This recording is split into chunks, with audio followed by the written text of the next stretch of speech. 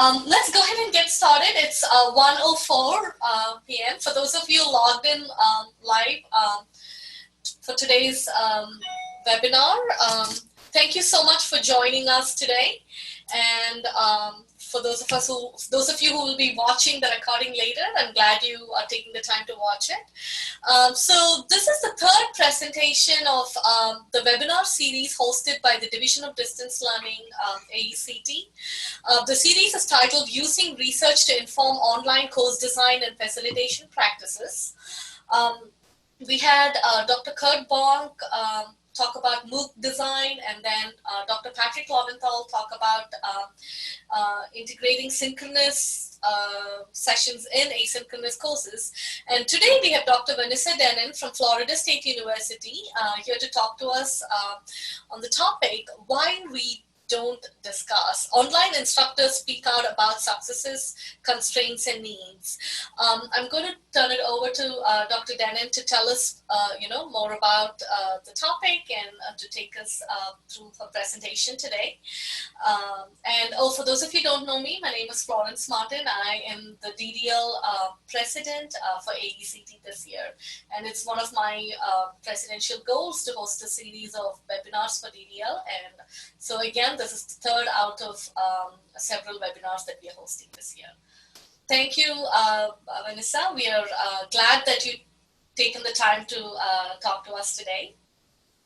Well, thank you for having me. And this is a topic that I really like to discuss about, because something that I feel really passionate about is the quality of online courses. And I hear from people all the time. I mean, I've discovered, as I'm sure you all have, it's impossible. You go out and tell people that you're a professor of instructional design, and like, what is that? You know, my mother doesn't know. My mother still tries to tell people that I help teachers figure out how to use computers. And I'm like, Mom, so not even close. But one of the things that resonates with a lot of people is the design of online learning. And I'm sure you've all had the same kinds of experiences where you talk about that to somebody and they immediately say, oh, I took an online class, it was awful. Or, oh, I'm not going to teach online, ick, it's bad. And then sometimes you'll hear the stories from people who say, wow, that was a really good experience. And I think that the disparity of experiences that people are having, to some degree, just represent the disparity of experiences we're all going to have. So when we, take a campus course, it's going to be hit or miss. Sometimes we get a good instructor, sometimes we get a poor instructor. But of course, we have a long tradition of campus-based, face-to-face classroom instruction and how to do that well. And what's happened in the world of online instruction has been in a much more condensed time frame, and we're still sorting a lot of things out. In fact, I remember I did my dissertation on this topic. I graduated in 2001. It's kind of funny that Kurt Bonk led this off, since he was on my dissertation committee. And I remember a senior faculty member excuse me, in the field at that time saying to me, well, what are you going to do with your career once this whole online discussion thing is figured out and we're not worried about that anymore? Because it's going to happen soon and that'll be done. And I kind of feel like, well, here I am almost 20 years later, and no, we're still trying to grapple with some of the same issues. We've seen tremendous growth in the amount of online instruction that's taking place, but we're still seeing this rather big gulf happening between what we're doing in the research and what's happening in practice. And so that's where I've been really interested in diving in. When I take a look at what's happening in the research right now, over the last 15 years or so, you see a lot of research that's focused on figuring out what our best approaches are for design, facilitation, assessment, et cetera. And I'm not trying to be comprehensive here, but rather to give that broad overview. So what should we be doing with our online discussions? Are people learning through the discussions? Is there some sort of relationship? That's been a really difficult one for us to answer, whether or not it matters that students are engaged in discussion activities and the relationship between that and some of the other things that we do for assessments in our classes, whether or not our learners are developing sense of community, intersubjectivity, self-regulation skills, et cetera, et cetera, et cetera. There's a lot going on with that research, but does that reach the average instructor?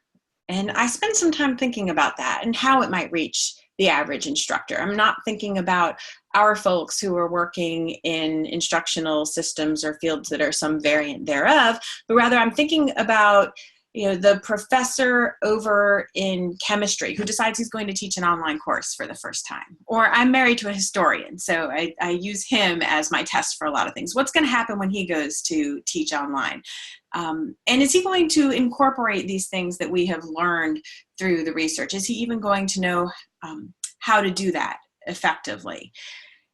In some cases, we have people who are functioning as instructional designers in our universities. Sometimes they're intermediaries who are designing the courses and handing them off to instructors. In other instances, they are working directly with faculty and there's some sort of co-ownership of courses. But there's still a lot of variance out there with all of that.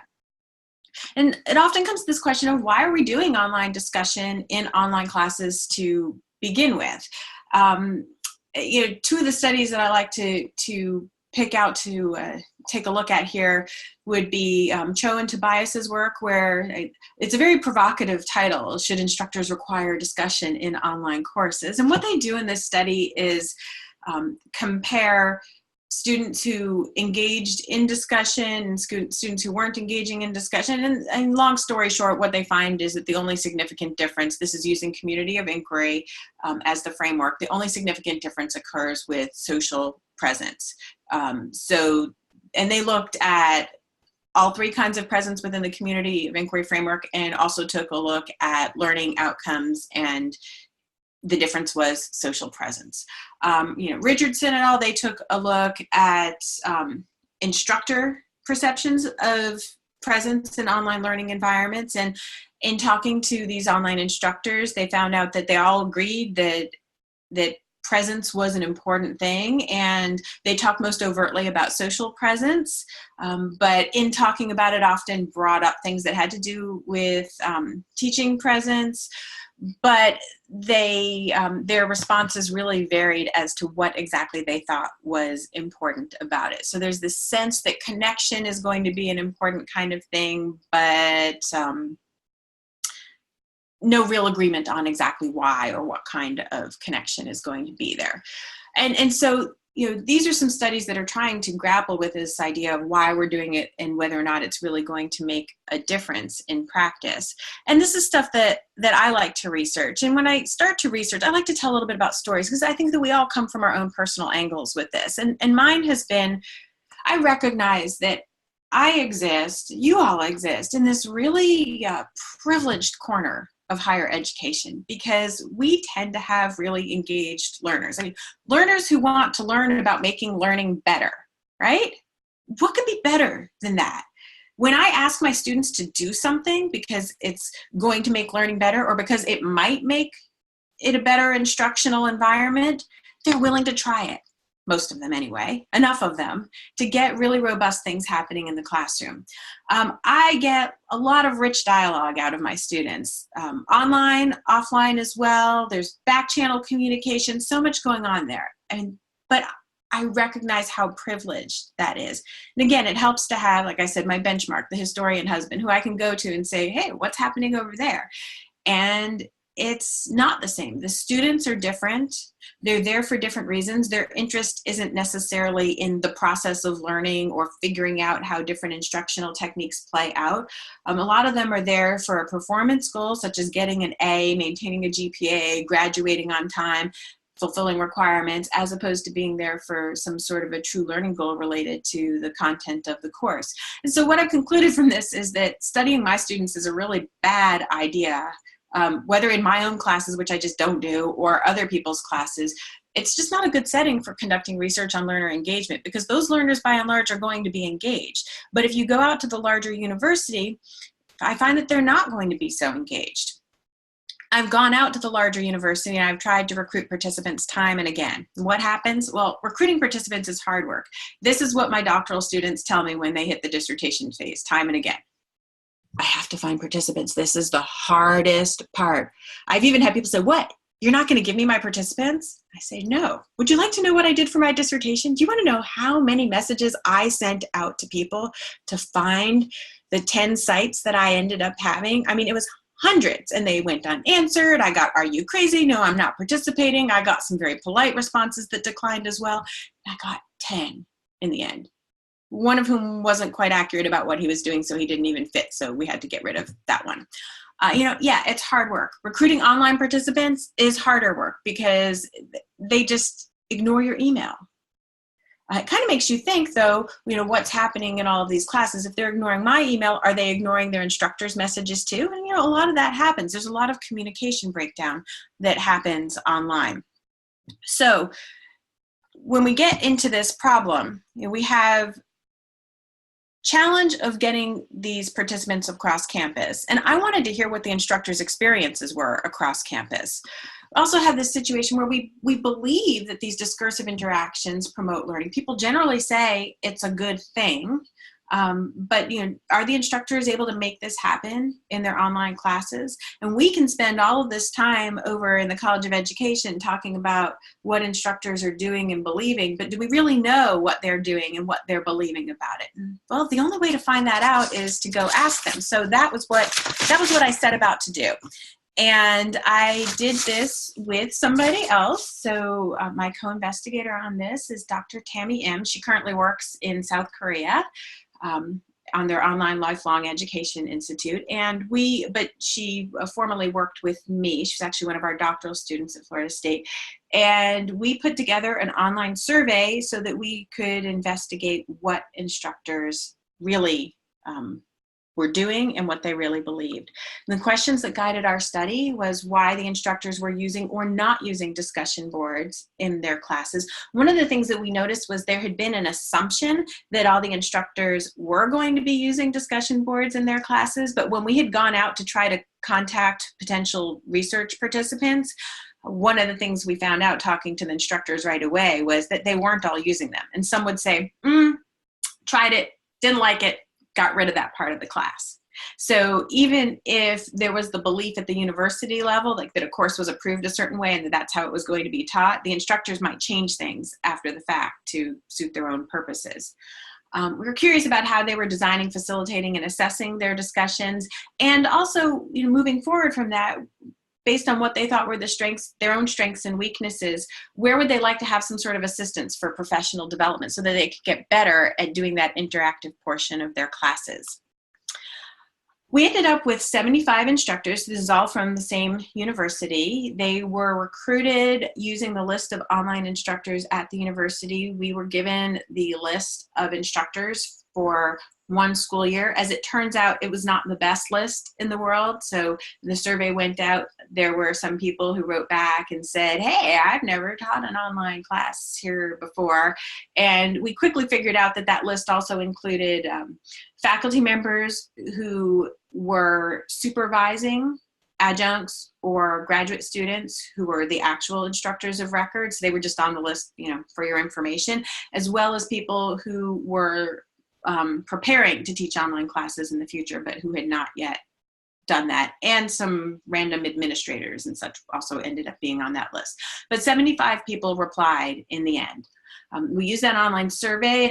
It was a pretty lengthy survey. It branched a lot, so it's difficult to tell you exactly how many items are on the survey. It had open and closed items, and they were asked specifically to give information about one online class that they taught, and two, if they taught them in substantively different ways. And then the data analysis from the survey, which I'm about to present to you, mostly focuses on frequencies for the numerical items, as well as looking at some of the overall themes and examples that emerged from the responses. And with the open items, this is one of the things that's really nice about researching faculty members is they are writers professionally. So they don't hesitate to write out a very full response to you. They also don't hesitate to tell you when things are not working for them. And, they often are surprised that somebody's asking, so they want to let you know. So we got some really rich data from the open-ended responses, and I want you to hear some of those voices today. So that's part of what I will be sharing with you. The context of the setting is that there were, this is a university that had 7 online undergrad programs, 19 grad programs, and a lot of online certificates and isolated courses that were online at the time that the data were collected. It's continuously growing, but it's a university that has had online courses for quite some time, so it's pretty well established with that. Courses are primarily instructor designed at this university, and there are no required course templates. There is support for course development. There is a distance learning office, and they will provide loosely called loose templates, but there's no mandated sense of you must design your course in this way or that way. They just have some recommendations for people who come seeking help from them. Online courses go through a rather rigorous curriculum review. It's a 3-year cycle. So if you are teaching online, you have to renew that course every 3 years, and it has to go through curriculum approvals all the way up the chain. If there is a corollary campus-based section, you have to provide the materials for that section as well, and your online section gets benchmarked against the campus section to make sure that it is consistent in quality. In case you are wondering, it's like the ironies of the world, or perhaps not, the campus courses on their own never get checked, ever.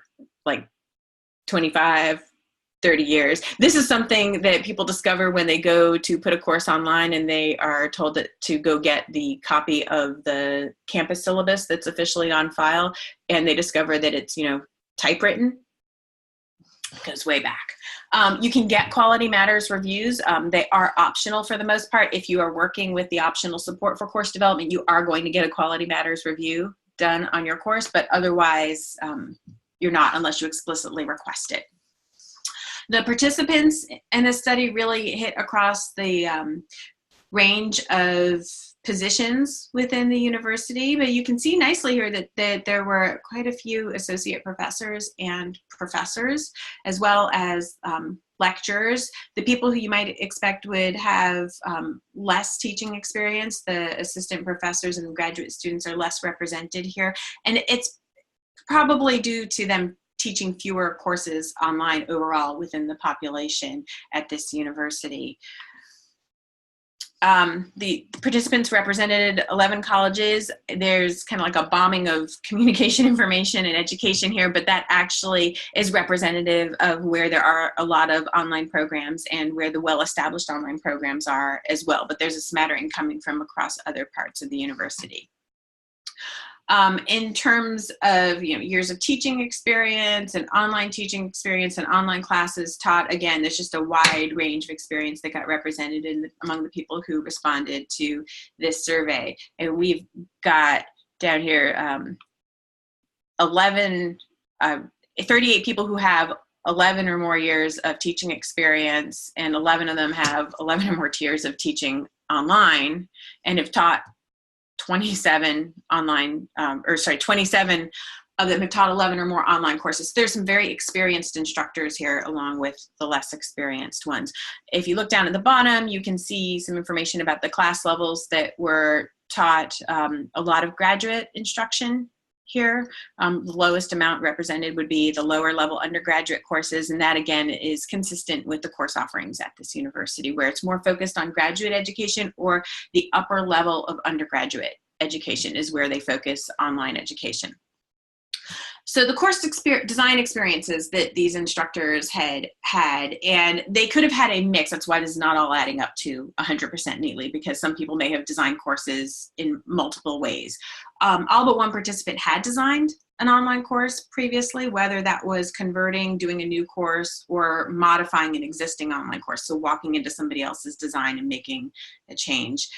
And 57% of them have worked alone to do this process, but there's also been some collaboration both with colleagues and with the distance learning office on campus. And there's some overlap there. It's not uncommon to see people in this setting who start their first course by working with the distance learning office and then move to working alone. The people who were some of the initial people to teach online may not have had any of the support at all. It's something that's really come along over time, as it has in many settings. And the technologies that they use with students, so 96% of them, almost all of them, reported having used asynchronous discussion with their students. Synchronous discussion, less so, but there is at least one program represented in the survey study that focuses primarily on synchronous course meetings. But most of them at this university are using asynchronous, and that's the student body that's being attracted here, people who really need their anytime, anywhere approach to online learning. And we see, you know, really across the range of things that are being done, so lectures, quizzes, less so for blogs, wikis, social networking sites. It was kind of interesting to see the ones who listed other items. There were folks who said, I do text-based lecture online, and that's where they're at. There were people who I kind of took these out of the set who said, you know, I use the learning management system. I'm like, yes, we're all kind of using the learning management system here.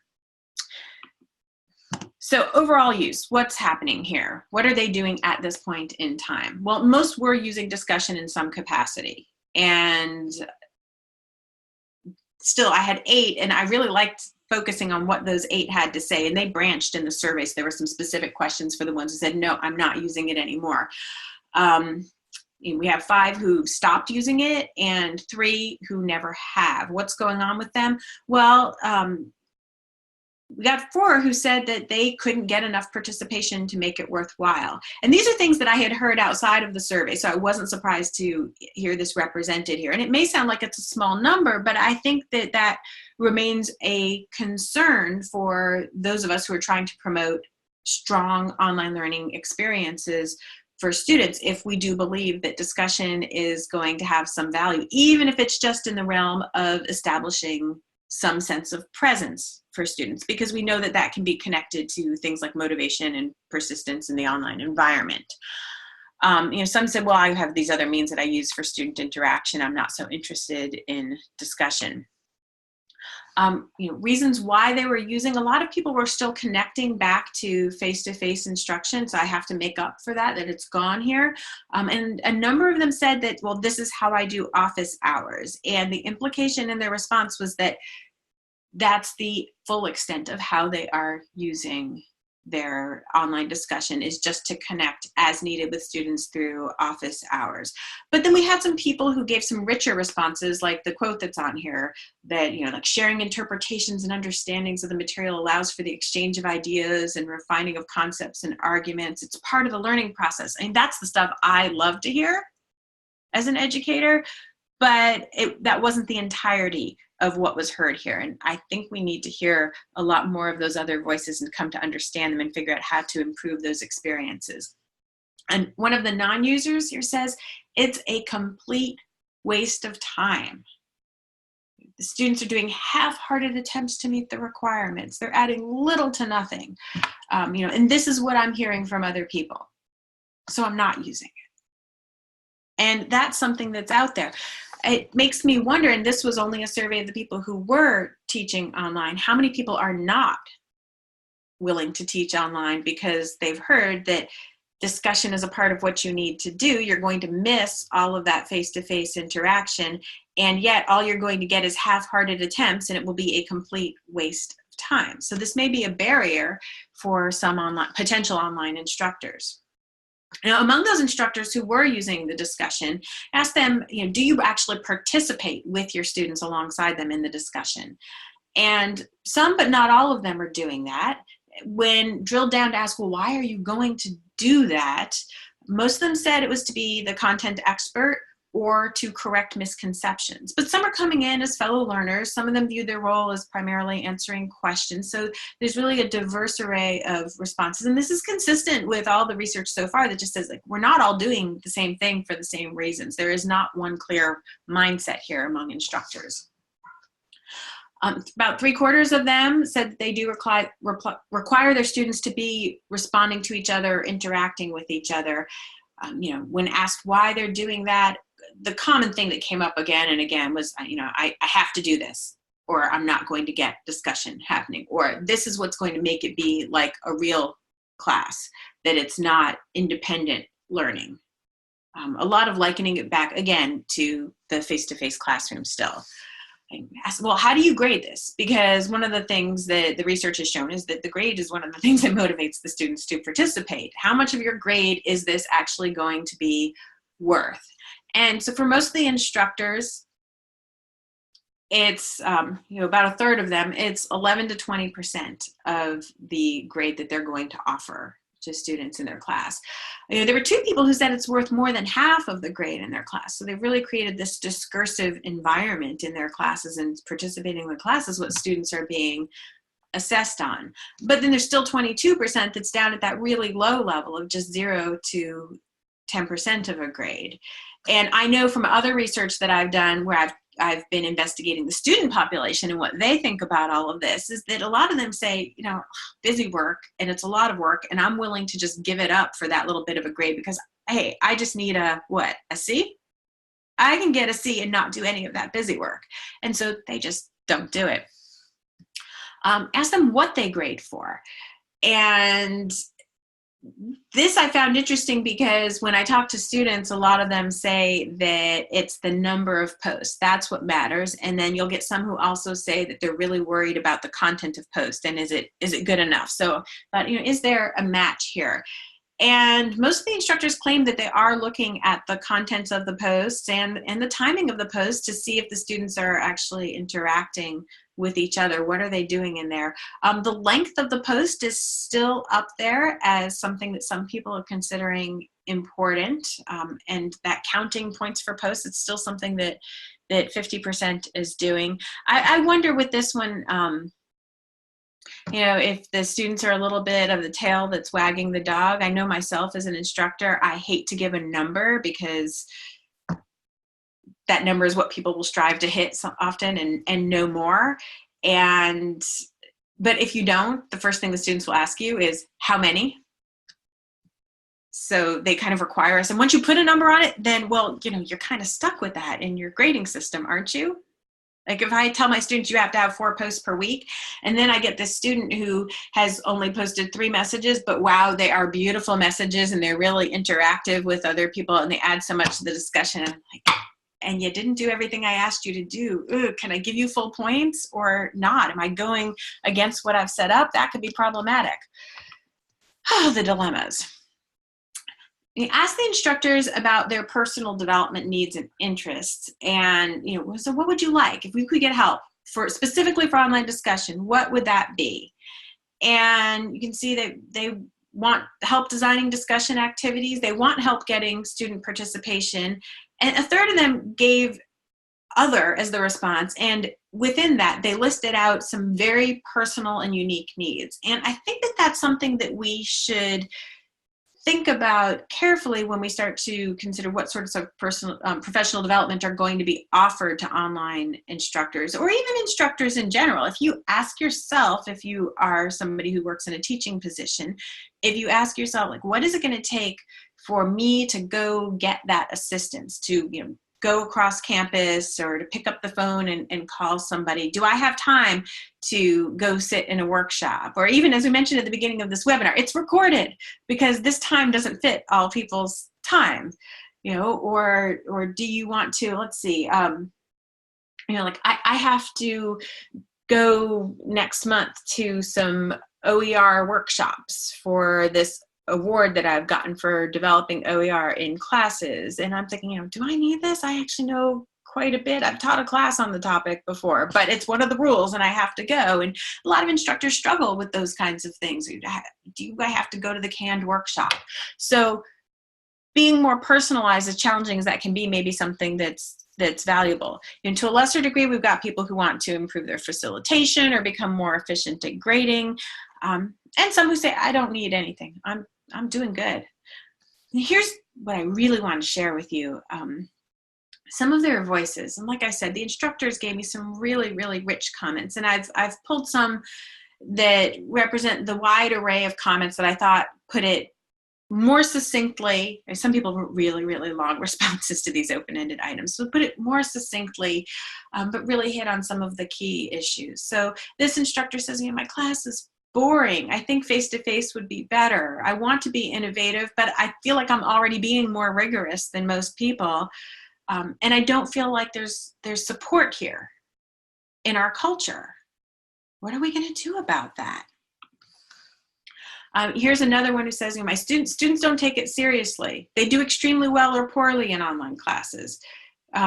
We get a disparity in the experience that the student receives based on their TA. And there was no way I was going to be able to cram in all of the data from this survey. Like I said, it's a very extensive survey, but there were some rather large classes that got represented in this survey, and they get assigned TAs to them. So each TA might be managing, say, 30 students who are enrolled in the course. And the students' experiences are going to vary based on that. Are these TAs? So we focus on, instructor preparation. We can get instructors in and help them through the course design process, but what types of support do those TAs have if they're going to be the front line interacting with the students? And then that last bit there, as an instructor, I spend a great deal of time teaching TAs how to do their jobs, and it takes away from my own ability to help the students. So it seems like that's a part of the picture that's been forgotten for some of these larger classes, about how to allow the instructor to more fully do their job as instructor and not spend all their time supporting TAs, or to recognize that more needs to be built in so that the support can be provided for the TAs if it is needed by the instructor, but also give the instructor time to do their job. Here's a nice contrast, I thought, between somebody who says, I enjoy teaching online because I get more interaction, and someone who says, I don't enjoy it because I don't get the interaction. And again, there's this great disparity of experience that's happening. The people who feel that they know how to do it really well, and it's quite engaging. But even if you look at that top quote, you can see that that instructor says that their concern is that their colleagues think that what they're doing is lesser, not as demanding, not as rigorous. And this resonates with the previous quote that we saw, again, saying that the culture is not supporting all of this. We're not seeing the rigor. And here's somebody who's overwhelmed by the administrivia that's happening with all of this, and feeling that there's a lack of support. A million trivial details, but it all comes too late, and then you're scrambling to deal with it. And lots of memos on how to design your offline syllabus, but no advice or governance on online courses. Now, this is an interesting one, because in this setting, there actually is advice and governance that's available. One of the things that became apparent looking through all of the survey responses was that not everybody is aware of it, and they don't all know how to access it. In one case, somebody said, because I'm an adjunct, no support is available, which is actually not true. It is available, but somehow the communications chain has not been there to allow that adjunct to know that they can get all of the support that's there at the university. Here's somebody else who's been handed off, at the bottom quote here, handed off syllabi as a new instructor at the university.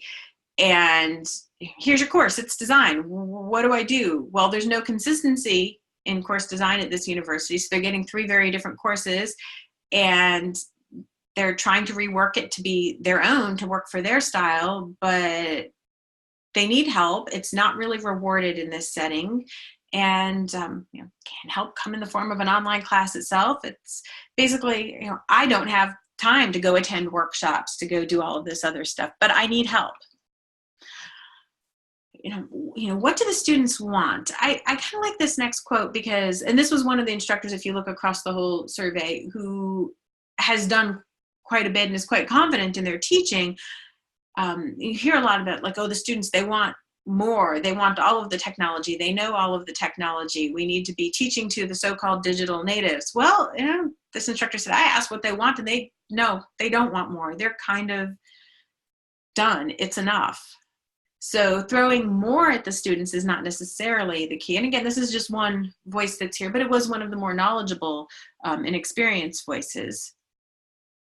And again, we have the opinion that online discussion is not going to come close to the value of face-to-face discussion. So this comparison is still there and still there.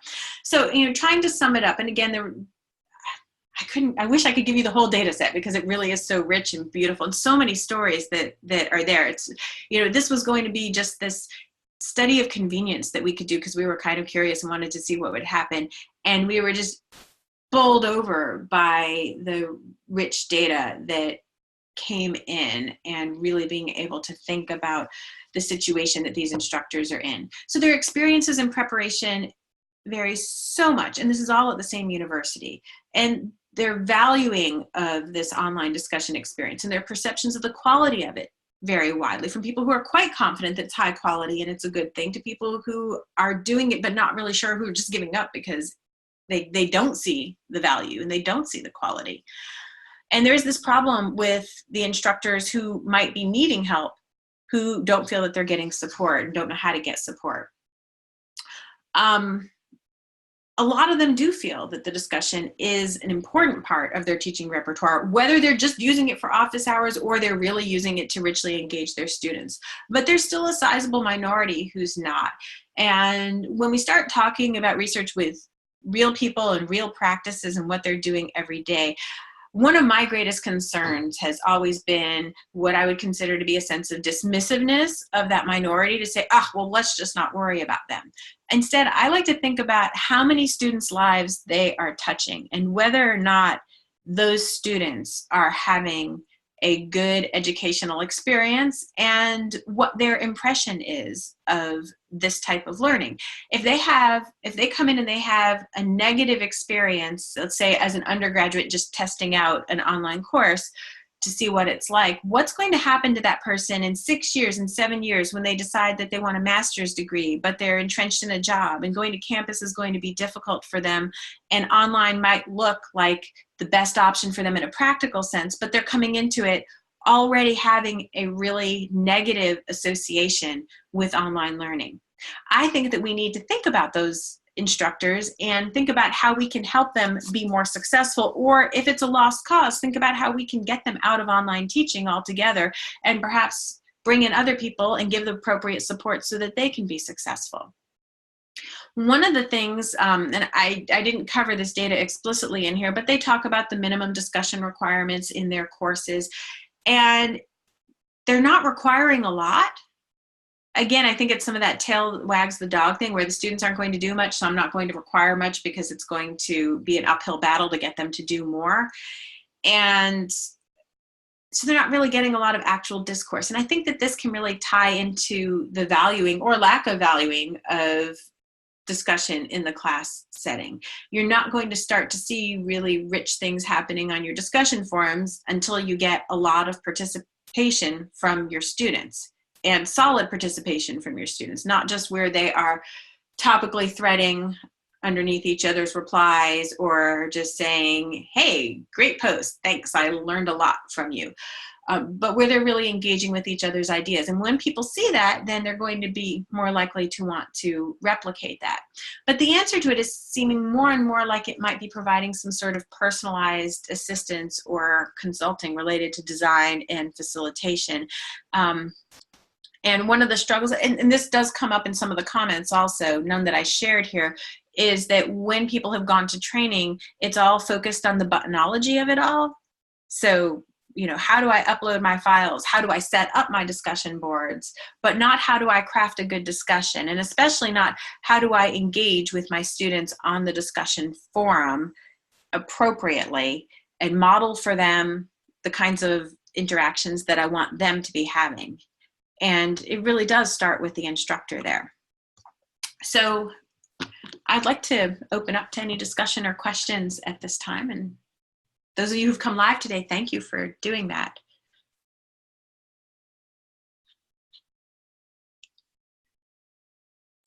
So when you said there was one question that came a few minutes ago, Winona wanted to know if there is a link to this study. Is this published yet? It is not published yet. I would really like it if it were. It's one of those things on my write this up soon pile, which is unfortunately a lot larger than I would like it to be. But that means I have at least one reader when it comes out. Yeah, totally. I think it's a very interesting study. And Andy has a question. He says, criteria is important for online discussion. I'm curious, what is the percentage of online instructors using criteria? You mean like a rubric? I think that's what it is. Yeah, like a grading criteria rubric. Andy, can you clarify? Is that what you're referring to?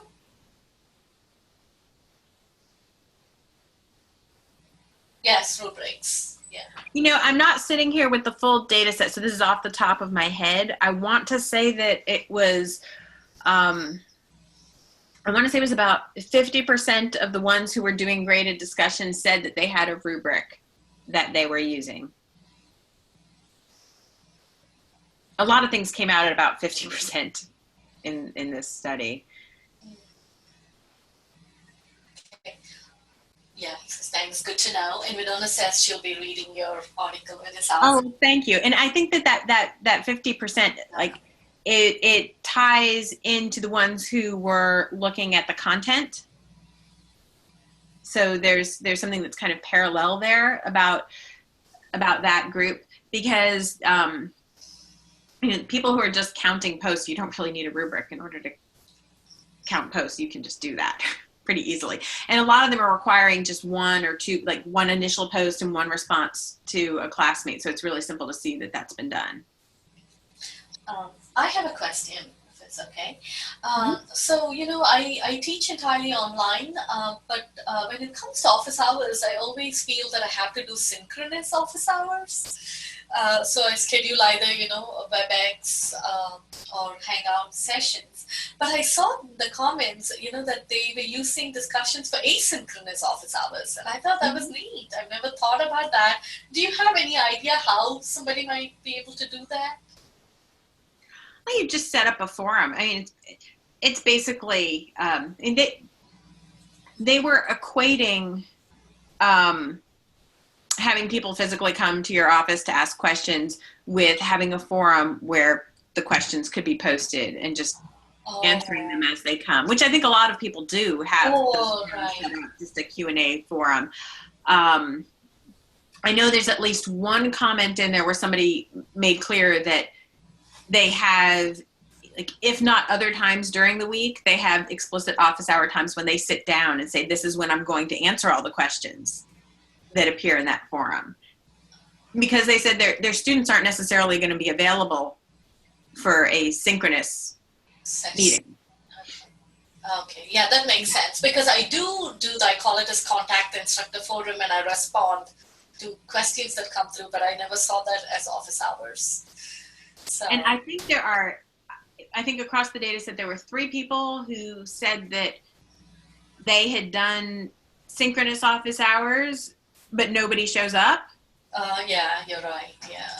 And so they decided that they weren't going to do that anymore.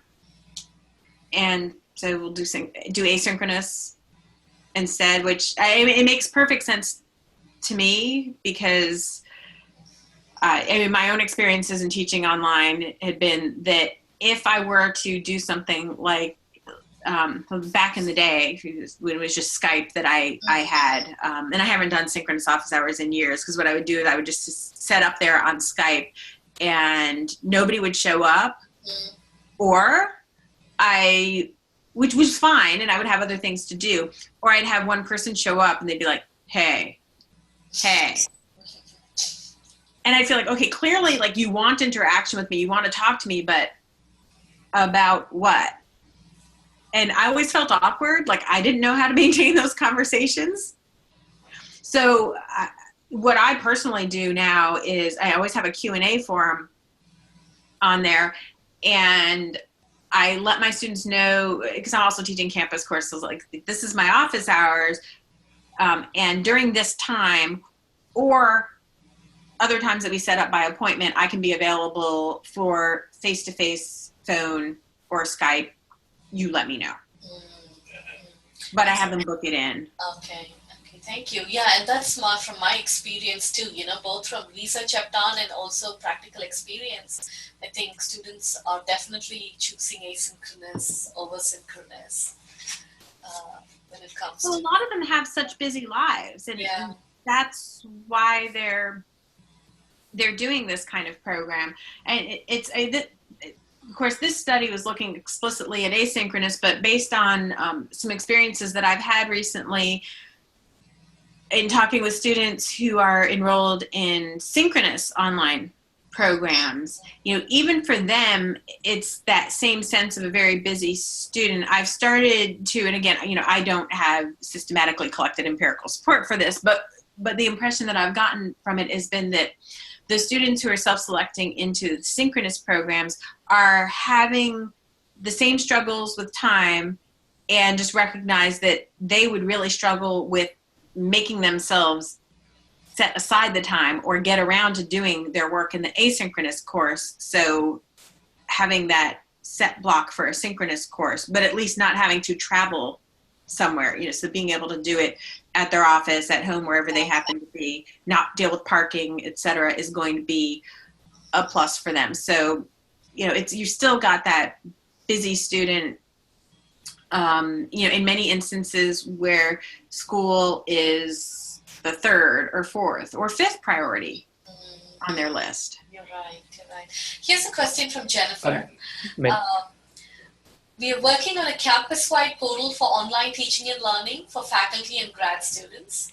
What are 2 to 3 aspects that you think we should definitely add? So a campus-wide portal, is that? Mm-hmm. Jennifer, and you can pick up your mic if you want to elaborate. Hi, Vanessa. Yeah, we're trying to put together, we have the same issues that you're talking about at Purdue. And so we're trying to put together a portal, a place where people can go for some just-in-time, but also for training options, and put it all in one place. Mm-hmm. And we find that everybody's got different ideas of what we should put in there. Of course, I have my own opinions, but based on what you're talking about, it sounds like, how to make discussion questions, things along those lines we should definitely put in. I was just kind of wondering, if we have these people who aren't as used to online teaching, what are a couple of key things we should put in there based on what you're finding? I think that models are really powerful. And so, models of what discussion prompts might look like for different kinds of classes. And I think one of the important things is to really, give people a number of options to look at, because one of the things that seems to turn them off is when they see something like the singular template for it and it doesn't resonate with them in some way. And so they're like, not going to work, and just walk away from it, versus having the opportunity to, see multiple options, but also a model of, so not just the discussion prompt, but if you can get and anonymize, or dummy up, if you've seen enough of them, you can make it happen yourself. What engaged discussions look like, to start to set that expectation, as well as how to, this is something I think a lot of people overlook. It's something I've been going out and doing a lot of workshops on lately, is about how to communicate your expectations to the student. Yeah, that's great. What the discussion should look like. And I think we forget about that step, and then that's when we get into the tail wagging the dog of all of this, because the students just give us what they give us, and you say, oh, well, that's all I'm going to get, huh? And I know one thing I found in my practice is just experimenting with things over the years, is that the higher I raise the bar and the more explicit I am with the students about where the bar is at, the more likely they are to do what I want them to do. But I think a lot of faculty members don't even know what they can expect. So when I talk to people across campus all the time, I find myself saying, here, can I see what it looks like in my class? And, tapping it up on the keyboard and showing them. And sometimes, they're like, oh, you have that much discussion. Of course, that tumbles into, and how do you grade all of that? So all of the pieces do need to be in alignment for each other. But if it's not all there, and if people don't know how to communicate to their students, like, this is what a good message looks like, this is what a good reply to a classmate looks like, this is why I'm asking you to do this on multiple days per week. It's not like I'm trying to control your life and make you log into the LMS daily. It's because, discussion is when one person replies to the next and they get a reply back from that person, and so on. And we're trying to emulate that.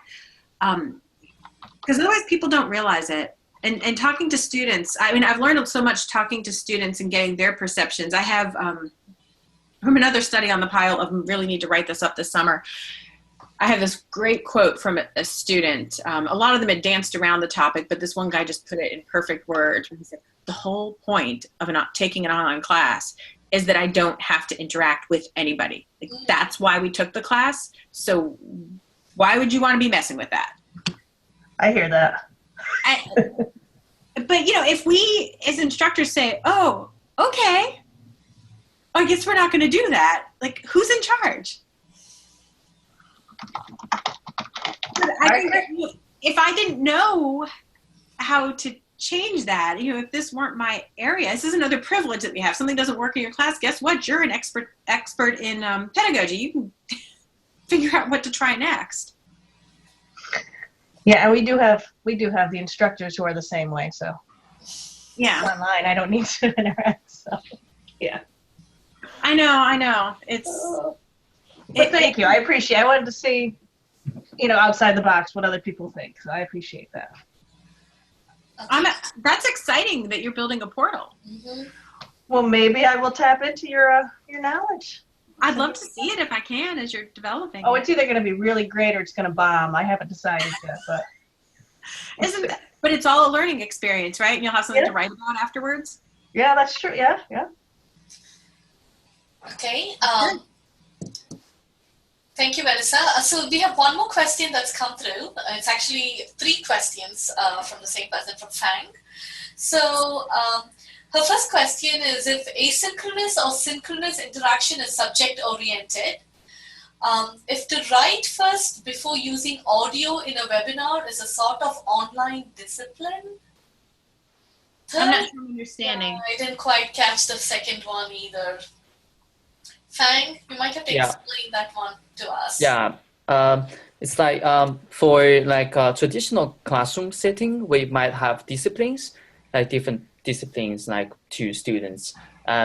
So I just noticed that people would like to write questions first before just directly like switch on their audio and to ask questions. So is this kind of common discipline or not really? Yeah. By write questions, you mean like literally typing something out for themselves before engaging with other people? Yeah, basically, yeah. Mm-hmm. I this is just off the cuff on my own experience. I think that varies widely.